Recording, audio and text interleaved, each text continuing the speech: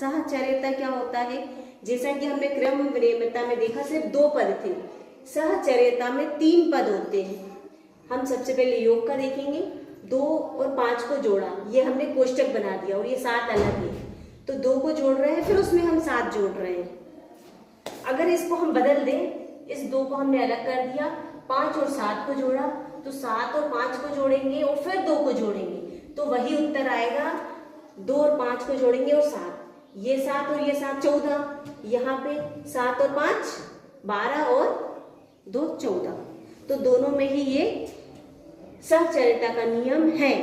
अगर उत्तर समान आ रहा है उसका स्थान बदलने पर भी, तो ये सहचर्यता का नियम है।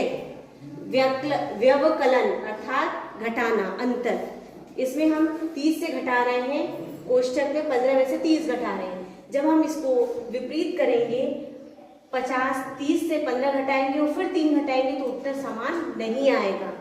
तो सहचर्यता, अंतर व्यवकलन में सहचर्यता का नियम नहीं लागू होता।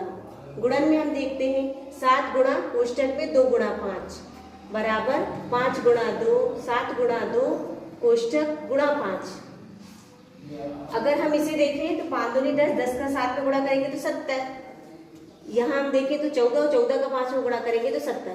तो ये सहचर्यता का नियम गुणन में लागू होता है। भाग में हम देखते हैं, 25 में 5 का भाग देंगे कोष्टक, फिर भाग 5, और जब हम इसको बदल देते हैं 25 भाग कोष्टक में 5 भाग, तो उत्तर समान नहीं आता है। तो इससे हमें ये याद रखना है, सहचर्यता का नियम योग में और गुणन में लागू होता है, अंतर में, व्यवकलन घटाने में और भाग में सहचर्यता का नियम लागू नहीं होता है। इसे आप